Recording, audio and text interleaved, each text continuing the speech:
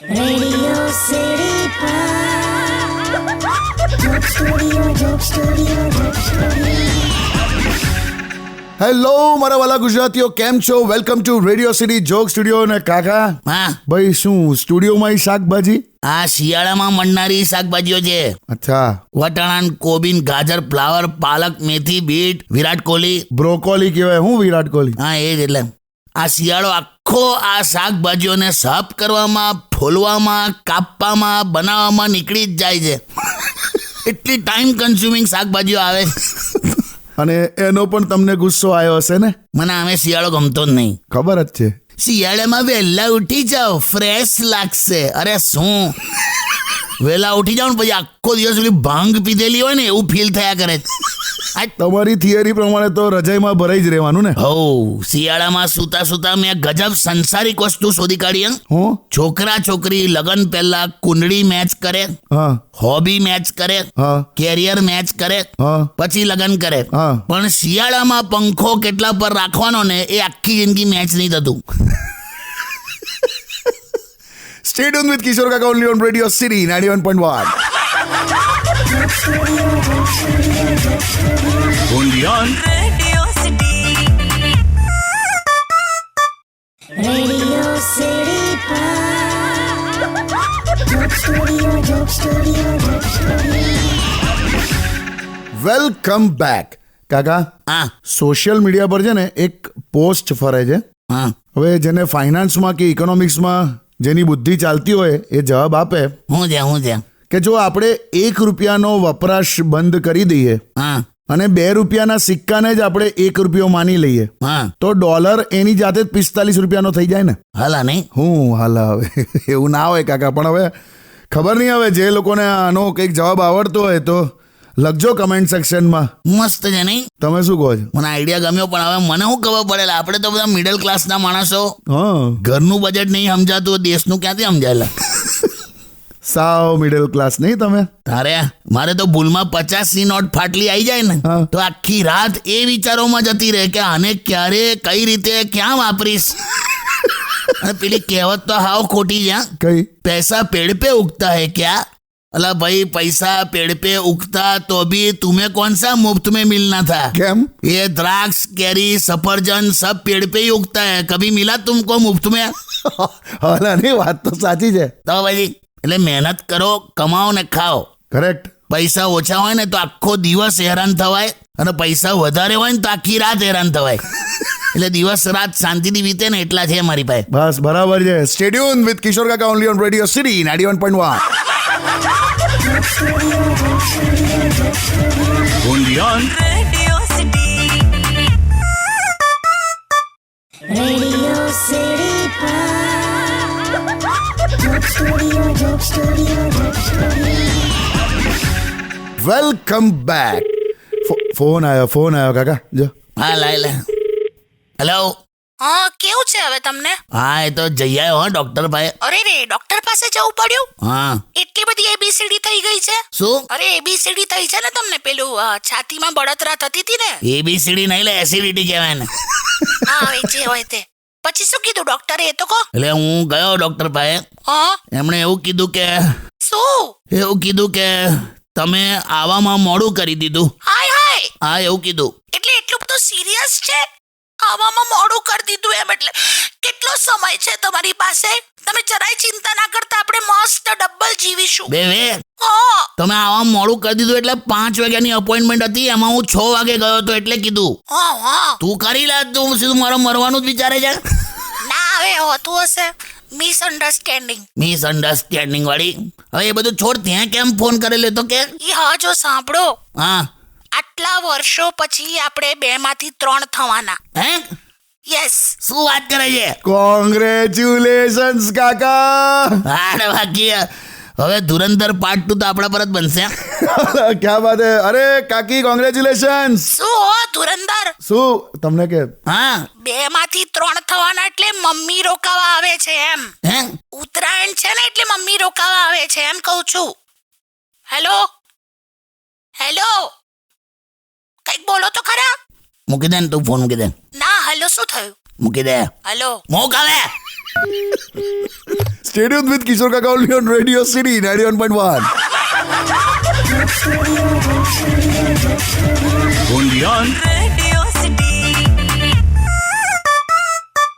Radio city પર joke studio welcome back. ને કાકાનો phone ચાલે છે. કોણ? હા એક મિનિટ. હા તે કંઈ નહીં, હવે એપ્લાય કરતો રહેજે, પ્રાર્થના કર, થઈ જશે બધું. હા ચાલ તાર. હા શું થયું? એટલે આ ભત્રીજો એન્જિનિયર થયો, હવે નોકરી નહીં મળતી એમ. આ કોમન પ્રોબ્લેમ છે કાકા. શું કરવાનું? રોજ થાળીમાં પ્રસાદ લઈને મંદિરે જાય, એમ? દર્શન કરે અને પછી ત્યાં બધા પેલા વાંદરા બેઠા હોય ને એને ખવડાવે. અરે બાપરે. તો આજે તો પૂજારીએ પૂછ્યું શું? કે શું થયું બેટા એમ. તો કે મહારાજ કે હું એન્જિનિયર છું, નોકરી નહીં મળતી એટલે અહીંયા આવું છું એમ. હા. તો પૂજારી કે બેટા તું અહીંયા આવીને જે વાનરોને ખવડાવે છે ને હા. એ લોકો પોતે રામ સેતુ બાંધવાના પહેલા એન્જિનિયર હતા. હવે વિચારી લે. આવું કહીને જતા રહ્યા મહારાજ તો. એટલે પેલો મને કે કાકા નોકરી મળશે કે નહીં મળે એમ કે. એટલે મેં કીધું પ્રાર્થના કર, પ્રાર્થના એ પ્રીમિયમ વગરનો વીમો છે. શું? પ્રાર્થના એ પ્રીમિયમ વગરનો વીમો છે એમ. બહુ સાચી વાત છે. અને એન્જિનિયરોનું તો કાકા આ જ છે. હવે શું કરવાનું? મને પણ ઘણી વાર એવું થાય કે કશું આમ ગમતું નહીં એમ. જો મારા બાપા એવું કહેતા હતા, તમને રવિવાર ના ગમે ને તો તમે મિત્રો બદલો, અને સોમવાર ના ગમે તો વ્યવસાય બદલો. અને એકે ના ગમે તો? તો પછી લા તારામાં જ પ્રોબ્લેમ છે. ના ના એવું નહીં. ના ના ના ના. સ્ટેડિયમ વિથ કિશોર કાકા ઓનલી ઓન રેડિયો સિટી 91.1.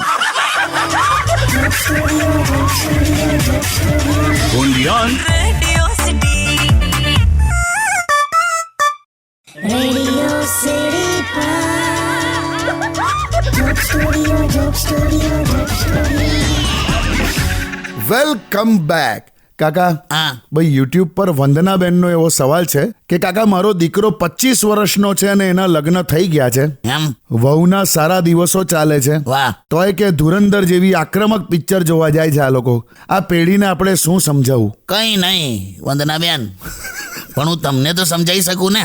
હા બોલો બોલો. પહેલા તો તમે એને 25 વર્ષે પરણાવી દીધો અને વહુના સારા દિવસો ચાલે છે, એટલે કમસે કમ તમે એને 24 વર્ષે તો પરણાવી દીધો હશે. હા કરેક્ટ. હવે તમે સમજો, બંનેની ઉંમર સમજો તમે પહેલા. ઓલમોસ્ટ બાળક જેવા જ કહેવાય ને યાર. હા, અને 24 વર્ષની ઉંમરે પત્ની, બાળક આવશે, નોકરી, આ બધું એ સાચવી શકતો હોય તો એ પોતે જ ધુરંધર છે. બહુ સાચી વાત છે કાકા. અને બીજું બેન, દરેક પેઢીને આવનારી પેઢી નથી જ ગમી, એ સ્વીકાર લો. હા. હું તો એમ કહું છું, જો તમે તમારા લગ્ન પછી સાસુ સસરાના જીવનમાં કોઈ શાંતિ નહોતા લાયા, તો પછી તમારા છોકરાની વહુ આયા પછી શાંતિ કઈ રીતે મળે તમને? કેટલી સીધી વાત છે. એટલે તમે એક નહીં બંનેની માં બનીને રહો, એવું કરો. હા એ બહુ જરૂરી છે નહીં કાકા? અરે માં એટલે જો મૃત્યુની તારીખ નક્કી હોય ને તોય 2 રોટલી બનાવીને વિદાય લે, એનું નામ માં. ક્યાં બાત હે, વાહ. સ્ટેડિયમ વિથ કિશોર કાકા only on radio city 91.1.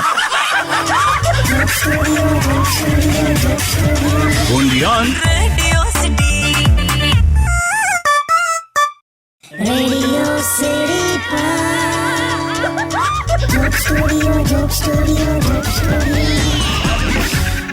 Welcome back.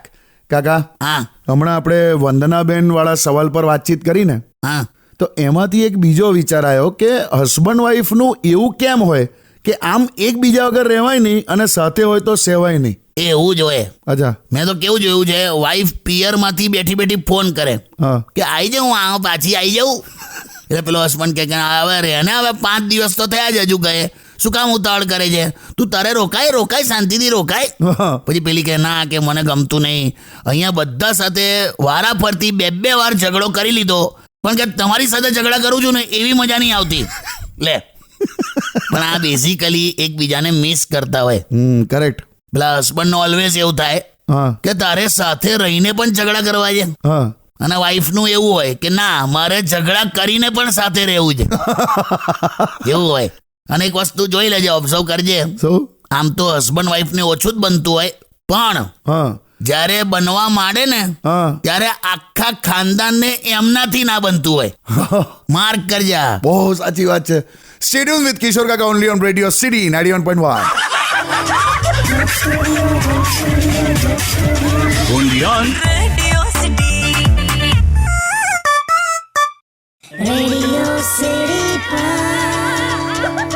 Joke Studio, Joke Studio, Joke Studio.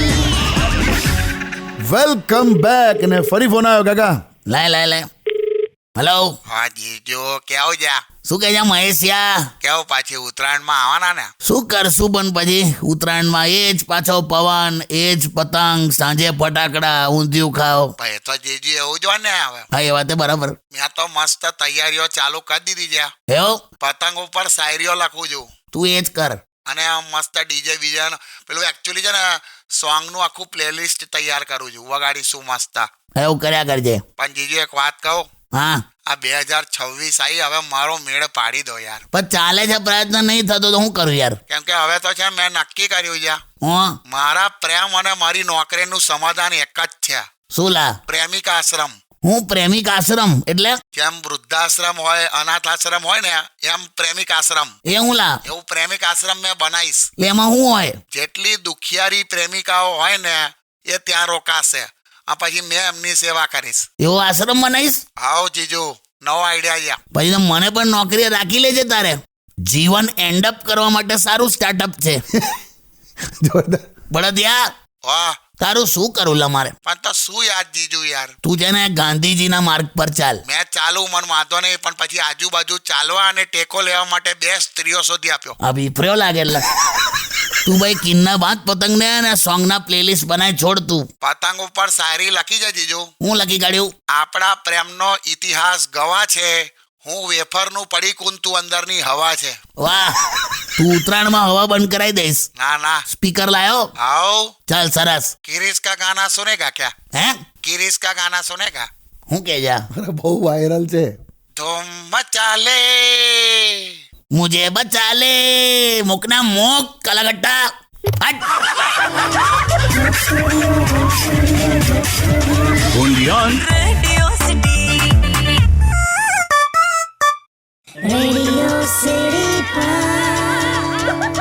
Joke Studio, Joke Studio, Joke Studio.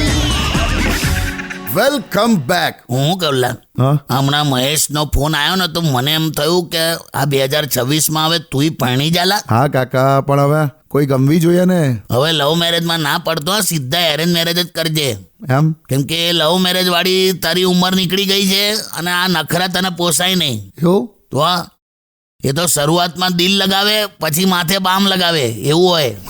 આ તો ગર્લફ્રેન્ડ દૂર બેઠી હોય ને ફોન પર વાત કરે એટલે સારી લાગે.